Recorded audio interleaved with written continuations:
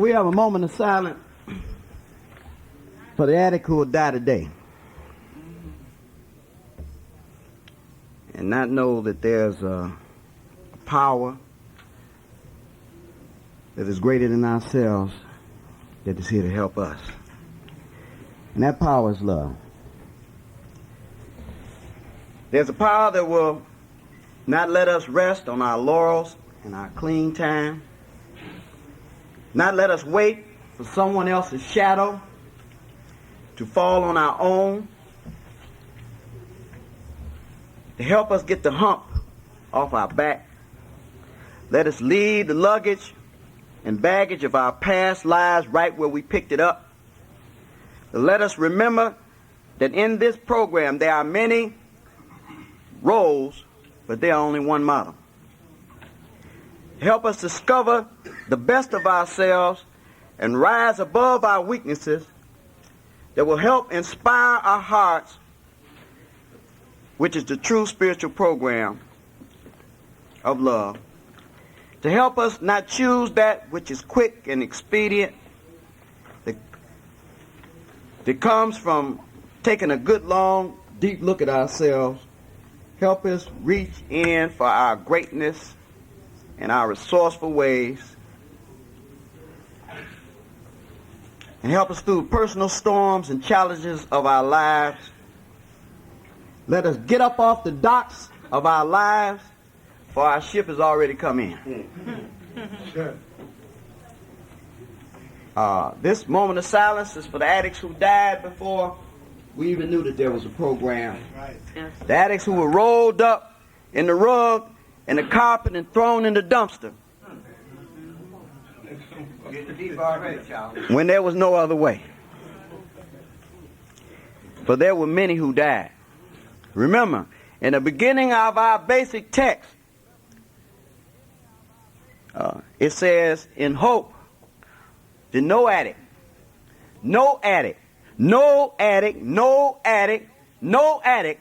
die without having an opportunity to find a new way to live.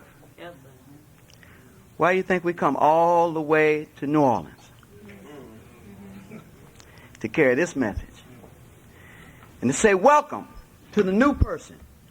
You are the most important person at this meeting or any meeting of Narcotics Anonymous. We can only keep what we have by giving it away. If this convention, Unmasking to me in 1993, can just save one life, it will have been worth the effort. Why are we here? Because soon, after the dances and after the fellowshipping, it's going to be back to reality. It's going to be back to your reality. It's going to be back to my reality. And my name is not that important, but before I get into that, I just wanted to ask one thing, and I was going down Bourbon Street, and I was thinking and I was listening to a lot of blues and jazz, and I want to know if you really ever had the blues.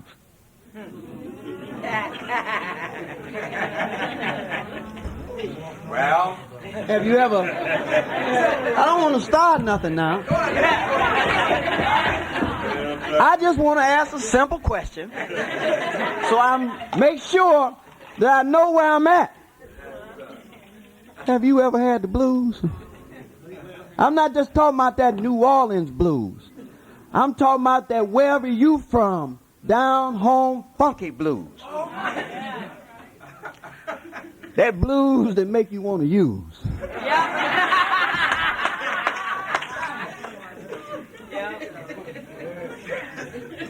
Come on with it. Have you ever watched as the state comes and takes away your children?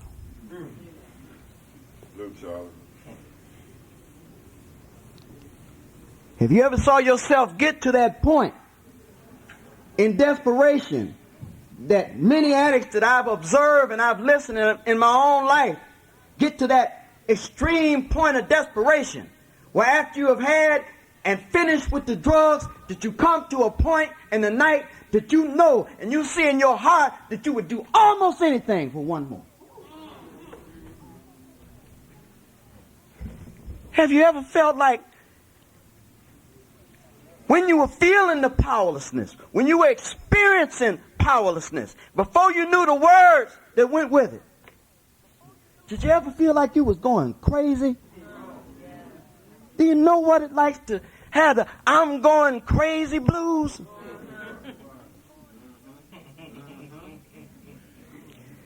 Have you ever wanted somebody to understand that you really meant well?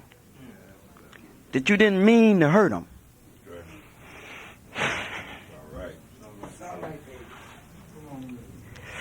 And couldn't get the words out? Have you ever hurt for years? After just going out for one night. 20 years ago, I went out to have some fun for one night. And it lasted 20 years. Aching with the disease. You know what that's like? You ever know what it feels like to get to a point in your life when you want to die because you don't know how to live? Have the thought of suicide ever crossed your mind? You ever been fed in a soup line? Talk about it. You ever, like I heard a brother in New York share, and I'm just trying to see if I'm in the right spot. Right place. You ever set up with a dead body for 3 days?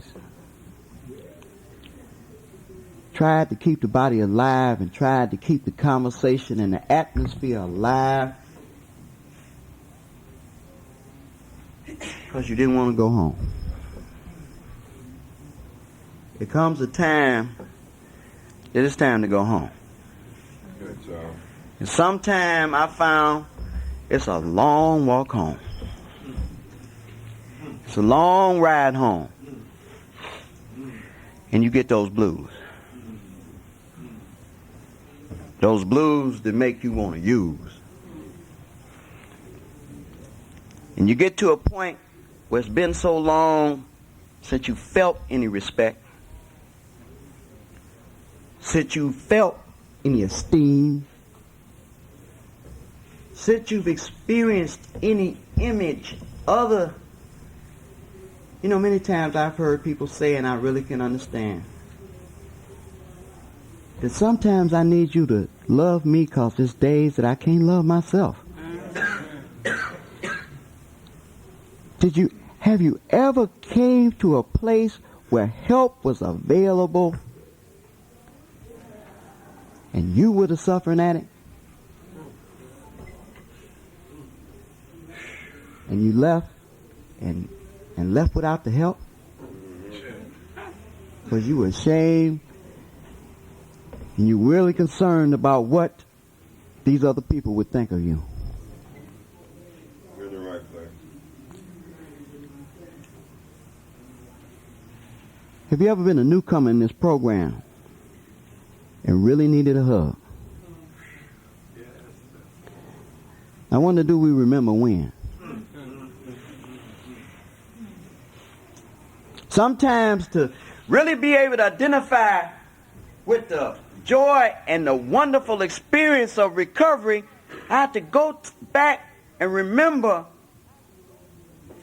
not October 7th, which is my anniversary. I have to go back to October 6th. That's right. It is. You ever died? They talk about this being a spiritual program. You ever died? Because every time I failed in my act of addiction, I experienced the death of my spirit. Where there was no hope, no self-esteem, no respect, and no hope in it. And I didn't have the courage to kill myself. I didn't know how to ask for help. You ever been at the end of the road when you could no longer function as a human being? You think there's words in this book?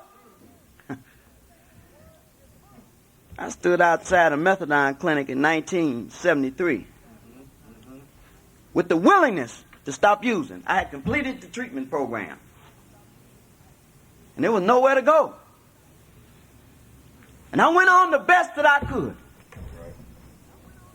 Jails, institutions, and a spiritual death. See, when hope dies, when the spirit dies, when you've given up, that's why I understand. You know, one of the most encouraging, wonderful things that happens in this program, when I first came in this program, some experienced members who I have seen standing in front of podiums, one day one of them, because I continued to come and they had got accustomed to seeing my face, remembered my name. You remember the first time that somebody remembered your name and you really felt a part of this program? It wasn't profound. It was a simple, loving gesture from an all-powerful God. I remember. See, one thing I found out about these commitments, it challenges you and makes you dig for what's really going on and where you really at. What do you know, Charlie, about some self-esteem, some self-respect, self-image? I get a lot of my images and see, this is an atmosphere of encouragement. In this program, there's a wonderful thing that happens. See, a lot of times, I used to wonder why football games had cheerleaders. They don't play. They tell the football team that, I know you can. Go out there and kick butt. Y'all do the same thing for my spirit. Yeah. Thank you. You take a person who came in with a broken spirit, back bent, and lift me up and keep me. I'm not talking about just when you knew. There's some days that I get lost. There's some days that I'm confused. You ever came to a convention and had high expectations and anxiety attacks and got there and didn't know what you wanted to do? Didn't know what to do with yourself. And now you done made it to convention. You there and you depressed. Because you don't know how to live. My. My name's Charlie C. I'm a recovering addict. I might be in the right place. Yeah, this might be. I might have a shot in here. Yeah. What builds some self-esteem? How do you take a person who, when I came in these rooms, I just sat there. Wasn't nothing to say. When you come out of a nightmare, it don't be much to say. You be disoriented when you walk out of a nightmare. There's a little disorientation when you come out of a nightmare. Your equilibrium you're not quite stable when you walk out of a nightmare. It's like, where am I at?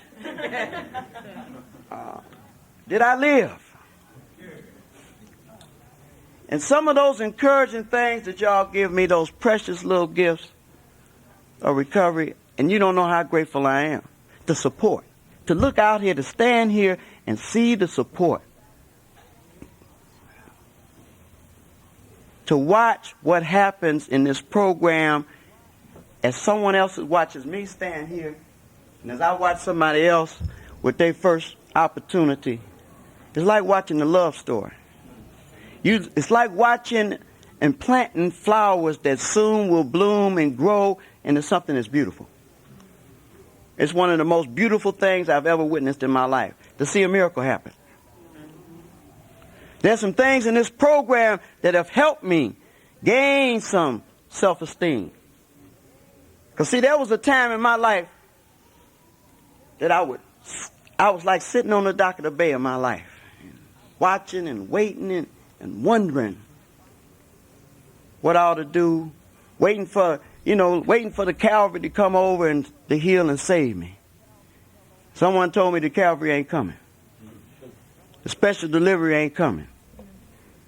I was waiting. I remember one time I was waiting on them to come up with a cure for the disease of addiction. I used to have reports. They're going to come up with some kind of formula to help you stop using. And I couldn't wait. Yeah. And now I sit and I wait and I ponder and I wonder. And I came into this program with the same thing. And for a while, you know, it's a real important thing in the beginning of our basic text that I just begin to understand in my own life. I hear addicts, and you know, one of the biggest relationships that I need to have in this program is the one I start having with myself, because that's the one that was been most detrimental. I have a problem with lying to myself. Because after I used to brag about how long I used 25 years. Someone once said, how did you make sense out of using that long? Maybe I got a problem. How did you make sense out of using 25 years, man?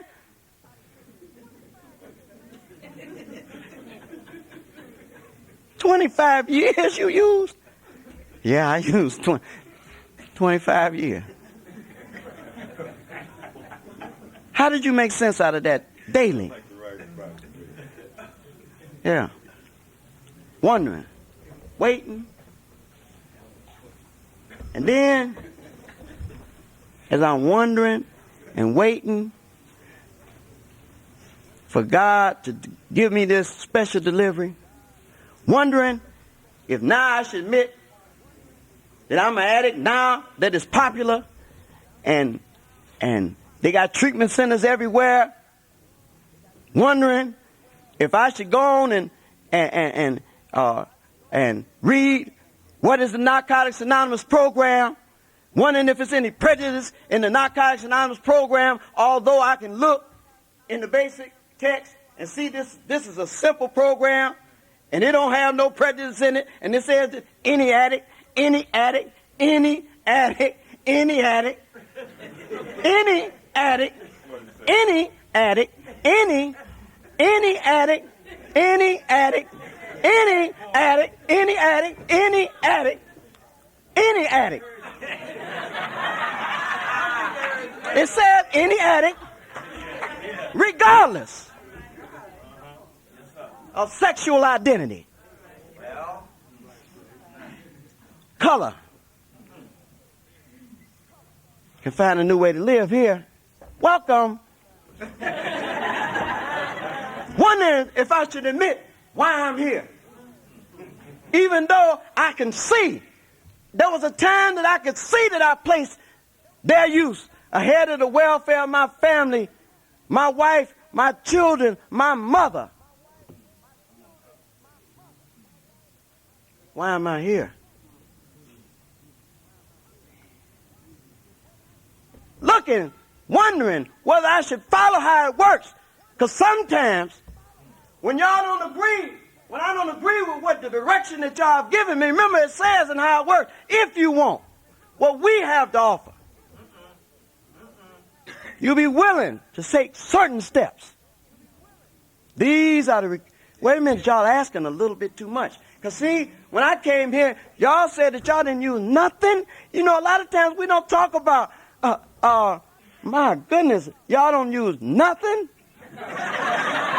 Nobody seems to be surprised about that anymore. Y'all were asking a bit much. And sometimes today, when you ask us to do commitments, when you asked us to come and talk about some traditions, I wonder still when it gets a little tough, when you have to get challenged, when you have to go that extra mile, when you have to take that newcomer home, when it's not going in the direction that you're going in, do you still want what we have to offer? Because that's what we did. That's what we did. Wondering whether I should admit that I'm powerless over my addiction and that my life had become unmanageable, although I came into this program experiencing powerlessness. I've never witnessed it gotten any other way. The evidence that my life has become unmanageable is an ongoing process. And some of the things that I'm willing to do build my self-esteem, build my self-image, and usually they're out of an unconditional love for another human being. One of the most amazing things that I found seeing is seeing me do some things, seeing recovery, even though my thinking tells me that I do not want to be bothered with you, seeing my recovery show up when it's showtime. When they say, come on, let's go. Okay. When I done told 2 or 3 people I'm not going. But when you say, come on, let's go, okay. Wondering whether I should come to believe that a power greater than myself could restore me to sanity. When this is a program of attraction. And the power don't necessarily right now be a higher power. It be the power that I heard Donald share about that's just great at the time. Because it's difficult. It's going to take time. What I found out early in the basic text that I overlooked that helps me stop placing unreal expectations on myself is that they say that the nature of the addict and the nature of addiction may not change. You may be a crook by nature. You may be a pervert by nature. You may have some things in your nature that's a little trouble. That may need some therapy. That may not change. But together we can help change the lie. And once an addict, always an addict by what we do. I never forget a young lady coming up to me during this convention and saying that she worked at the hotel and that they're going to all know that I'm an addict. And one of the last things to be lost to society is the stigma of being an addict, even today in 1993. Even unmasking to me, it's the last thing to be lost. Because many hospitals have a problem still with us. Society, through misinformation, has still a problem with us. It still carries a certain flavor, but we can help to change the lie. The lie is dead. We do recover.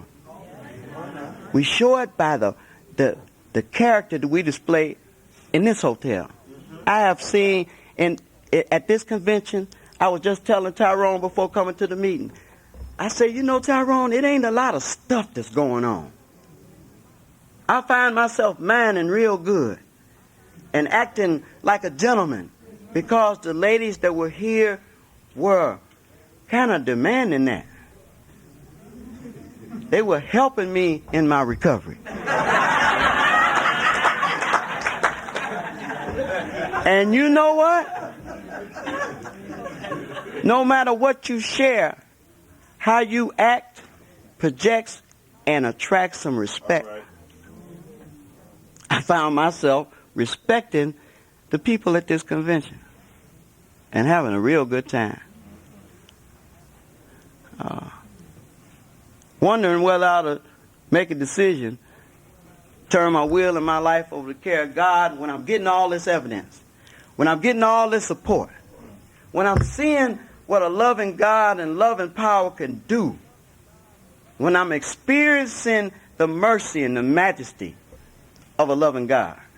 Because what I heard Doc T say, and see, I have to lean and stand on the shoulders of what other people told me before I got here.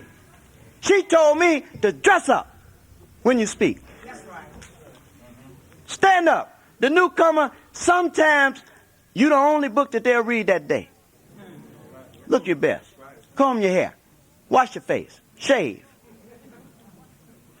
I said, okay. Sure. And I look at the living that those people have done. See, a lot of times, you know, we had a lot of death that's occurred in the last couple of years.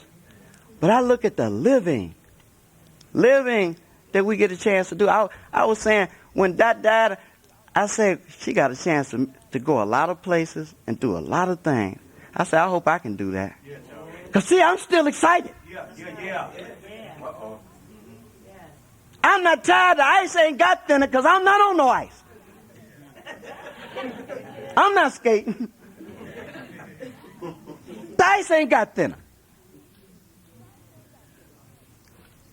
My desire to stay clean has gotten stronger. By my experiences, I found that I have fallen in love with some of you.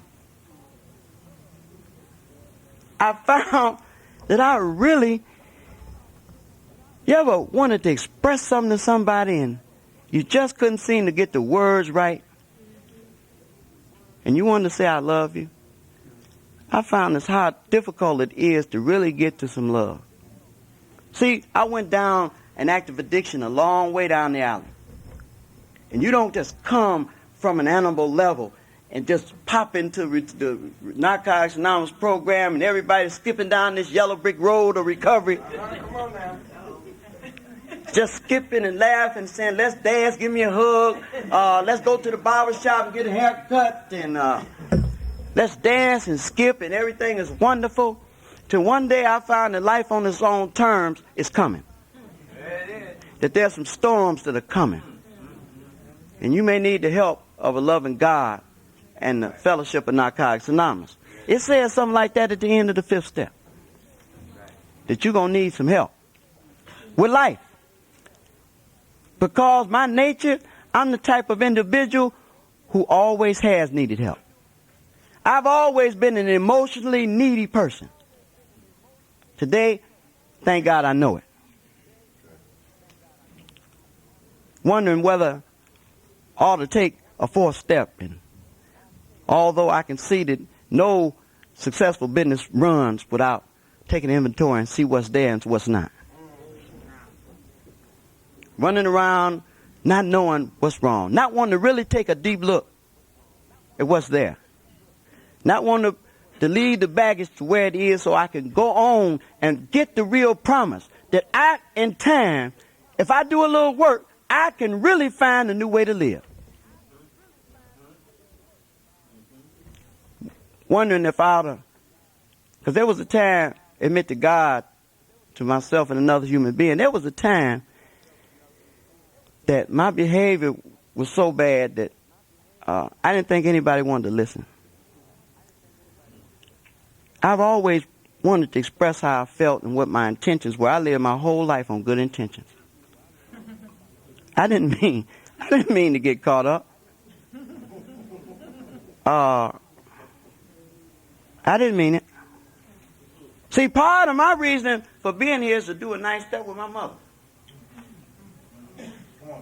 It takes a special type of honesty because they know who you are. See, to my mother, I ain't Charlie C., a good recovering addict. There's some other things that she knows about me.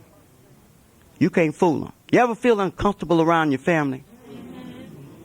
Christmas time, everybody, hey, look at how my son look. Look at how my daughter look. Don't they look good? After a while, people begin to expect things from you. And you feel pressure sometimes. There's sometimes my mother will call me, and I feel pressure from the sound of her voice on my answering machine. There's some work that needs to be done. Today I'm aware of it. It's love that sometimes you don't know how to express. I've been able to, there's some outside things that I lived for years without any teeth.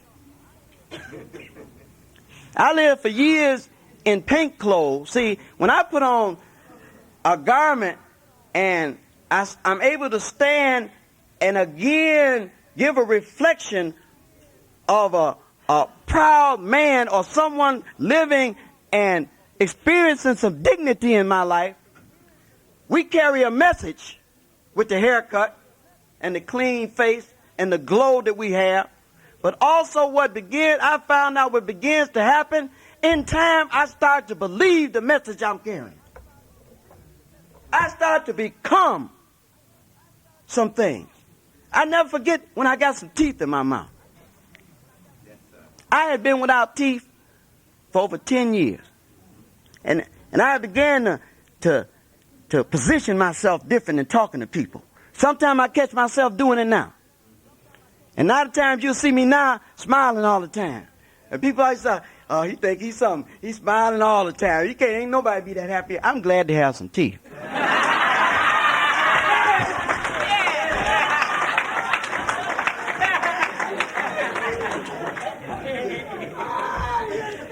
It's an outside thing. But if you never had teeth, if it's been a year since you've had anybody give you a compliment, if you never had a gut, that somebody can say, oh, you getting a gut. You kind of rub that gut. Yes, sir. Talk about it, Charlie. And you, Yeah. I got pinched on the butt at a meeting once. Say you got a lot of growth, Charlie. I said, thank you. Thank you so much. You want another pinch? There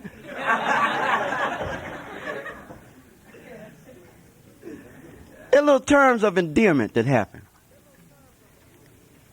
And you start to straighten up a little bit. I never forget the first compliment I got from somebody at a meeting, and I had been coming 6 months. I hadn't talked in 6 months.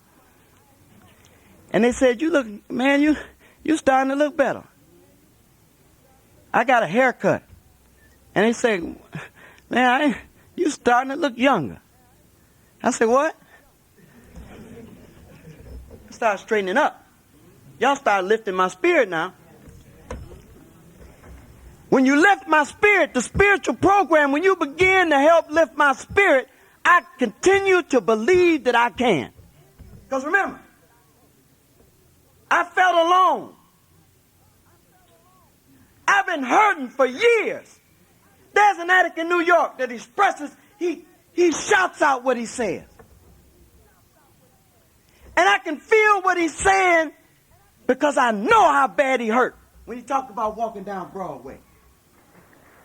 I've experienced a Broadway in my life. I've been in the spiritual basement. I've been at the end of the road when there was nothing left to do.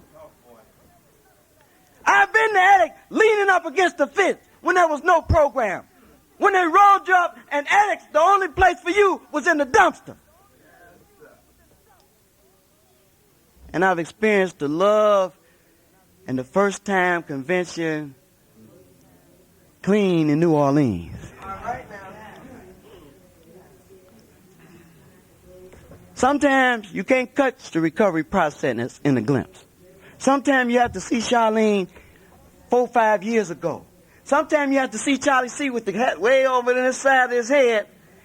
And a young lady gave me a compliment today. She said, you seem more reserved now. I said, oh, thank you.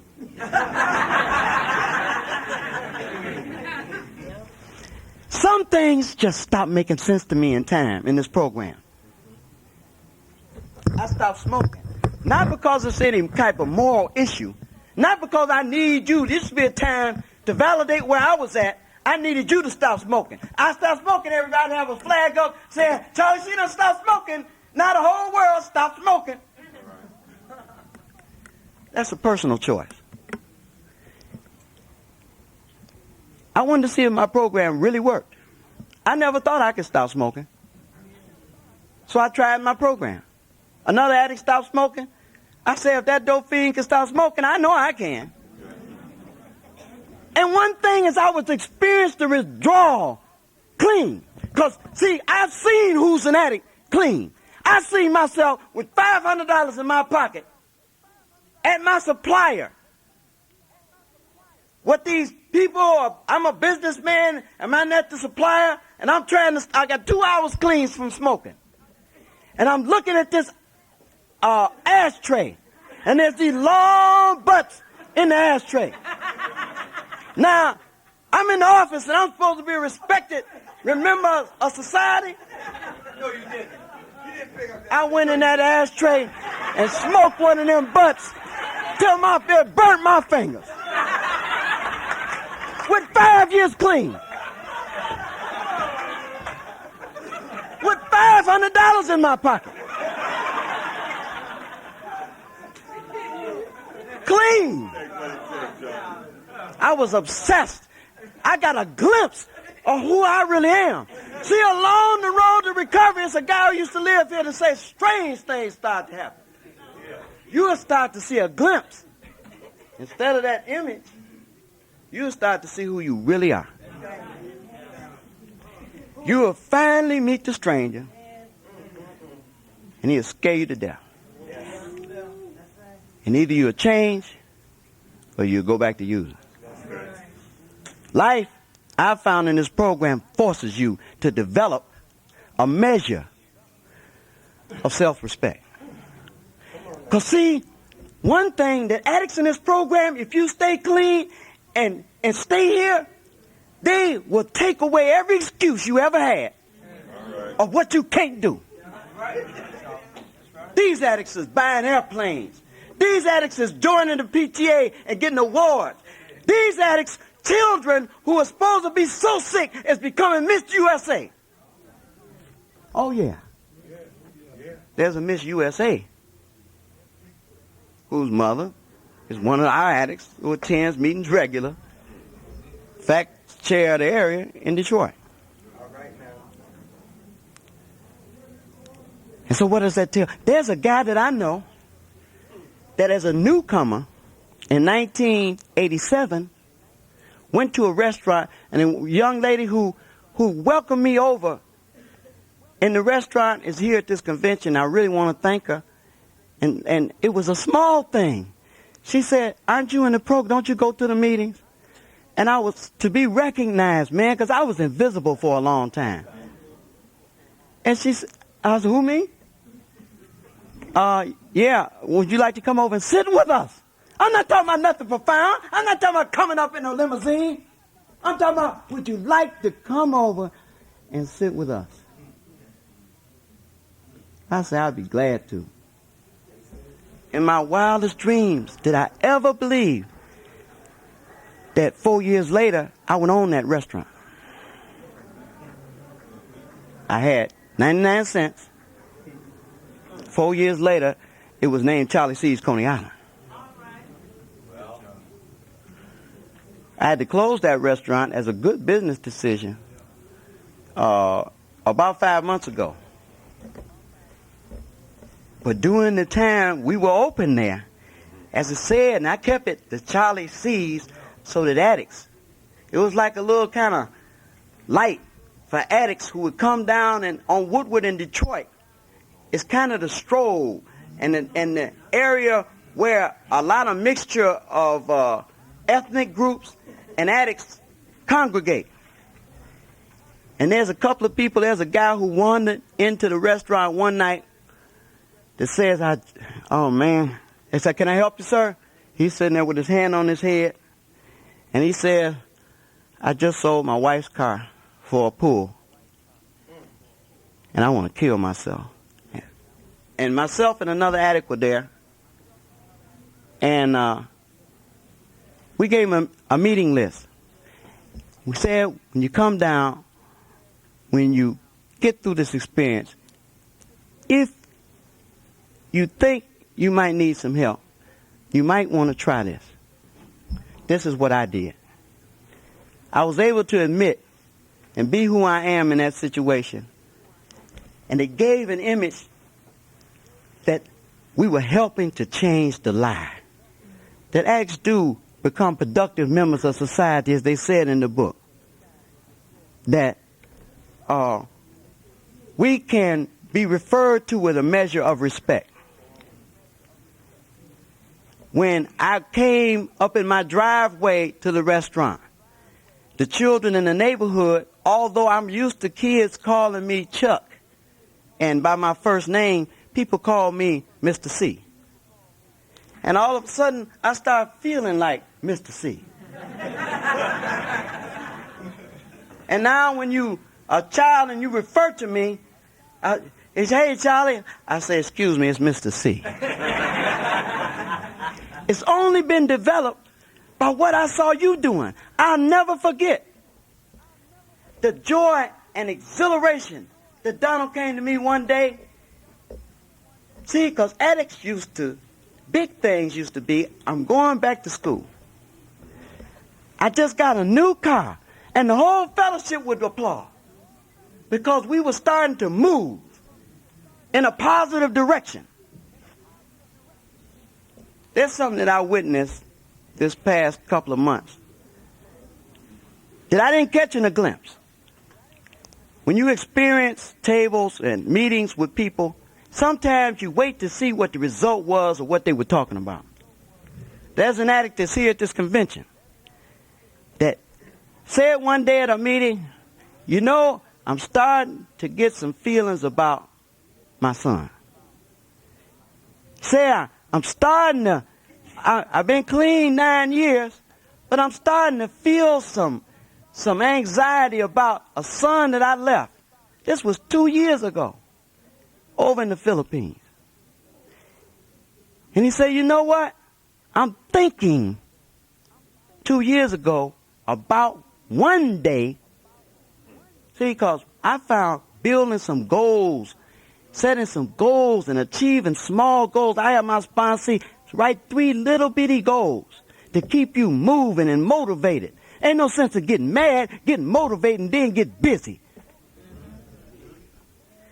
And he got busy. And after 2 years of hearing this guy subtly mention that he's going back one day to the Philippines to find his son, as his life progressed and as his position got greater and better, his desire to go make these amends got stronger.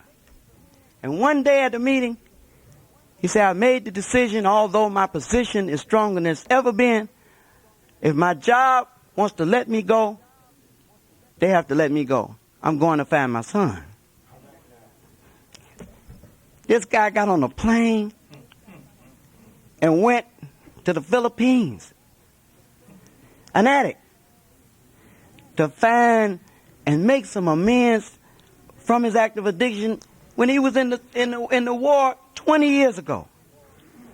Went in the Philippines, walked the streets, and found his son, and brought him here to this convention today. Looked just like him. See, real recovery will take away the excuses. It become in time I found out that one of the most horrible things that happen here, it's difficult the longer you stay to lie to yourself. Because you're getting too many examples clean to say that you can't. Talk, Charlie. I seen my friend. I seen many friends of mine experience periods of pain, and I know it's hard. Stand up and grow up and live up to what they was going through and hold on. And I really admire you for that. We need that. A victory for one of us is a victory for all of us. Yes, sir. Yes, sir. I'm glad to be here in New Orleans, and thanks for letting me share.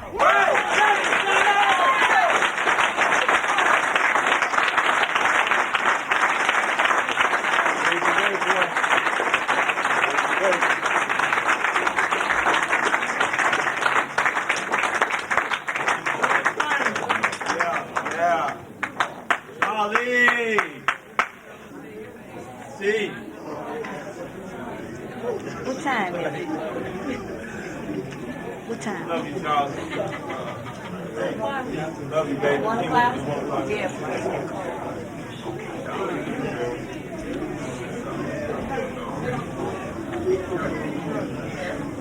Okay, the meeting is not over. We have 50.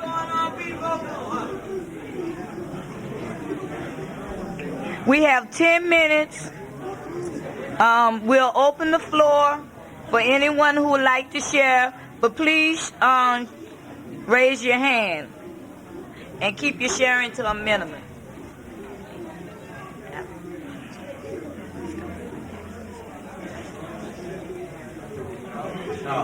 Hey.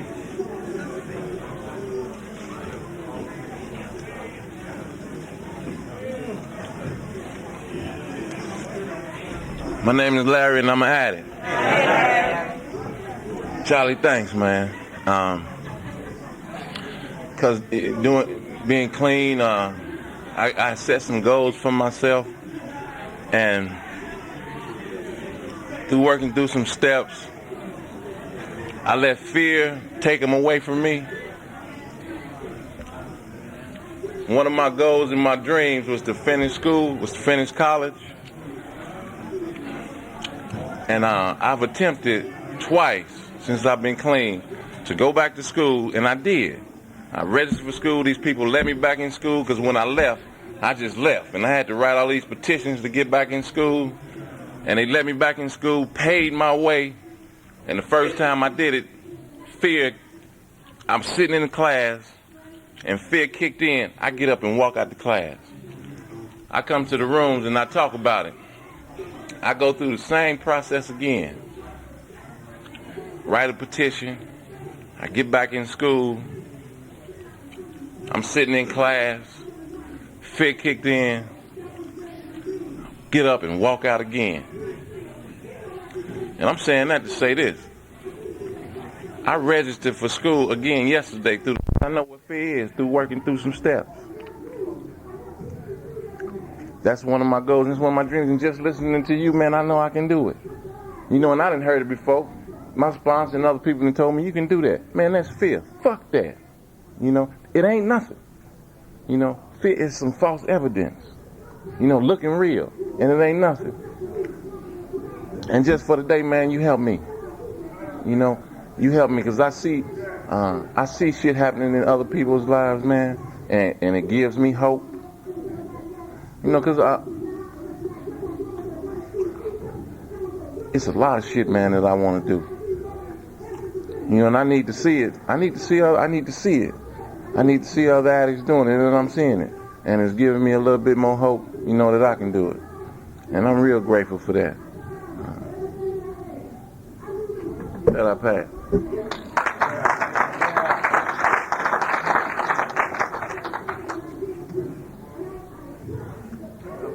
An addict named Chris. Thanks, Charlie. Thanks for that message. I think when I came here, I know I've heard this before, and it was true for me. I hated myself.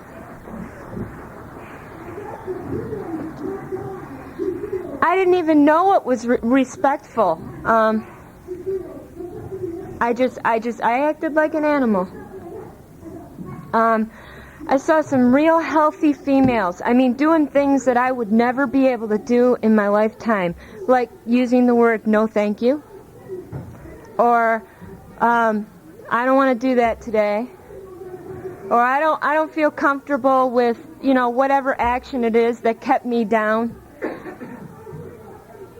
But all I had to do was sit around long enough, get a sponsor, talk to her about what I was doing, what I wasn't doing, and what I wanted to do, you know, get my priorities in order. And soon enough, something started happening. Like, I could, like, look in the mirror, like I did this morning, and say, "I love you. You're all right. Yeah, you got a couple of pounds here and there, and I've been eating a little too much, and doing the substituting. But maybe I can do something about that today. It's a choice. You know, it's like all of a sudden, it wasn't all of a sudden, it was like a process. But I look back at it now and it's like, whoa, what happened here? Wait a minute. You mean I don't have to be in a sick relationship today? You know, I was coming down here on the trip and I meant, getting into this, oh my God, somebody likes me and blah, blah, blah, and an issue here with, should I get into a relationship or not? And my friend in the program says, well, all this is in your head right now, it's fantasy anyway. And that hurt. I was like, what are you talking about? He loves me. But I need that. I need that from you people. I respect myself when I'm respected. When I see real healthy choices being made in the program, and you people talk about it in meetings, and it makes me say, I can do that. I can do that. I spent my first year in recovery trying to finish up school, and I can really relate to that issue of fear of being in class, because I would be like, I just can't do this, right? It's too painful, something's going on, blah, blah, blah. And Charlie was, right. It's you people in the rooms that are telling me, you can do it. We'll try maybe this way, or forget about that crap. Do it this way, or do whatever, blah, blah, blah. Giving me suggestions, tools, ways to do things. I'm not doing it alone, but I'm starting to like this person that's coming out. I found out I'm pretty traditional. I'm not into politically correctness. I don't know what the deal is, but I wanted to be hip and cool and have a goddess in my life, and there's nothing wrong with that, but it's just I wanted to be something that I'm not. And I have to honor me. I have to honor who I'm becoming. And it's beautiful. And it's only because I've sat here and watched, I use the word women because I really respect some of these strong women in this program who can stand up here and say, I've been alone without a man by my side, and I'm okay with that today. And that's a real issue in my life. And I just love it. And I'm like, man, that woman, she just shines. I want to be like that. I want to have that.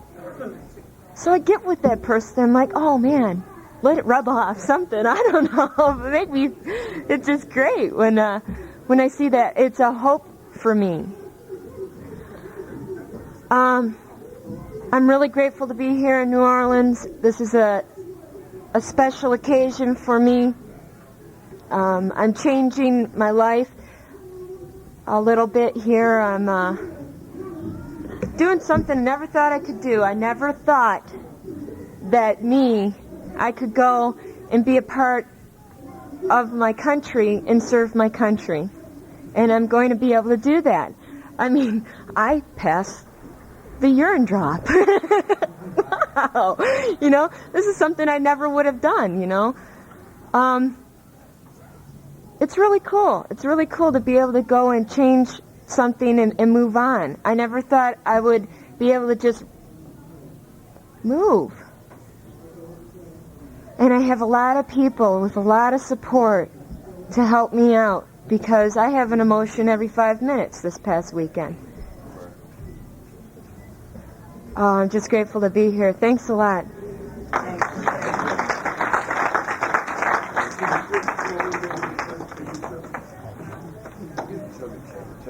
Anybody else?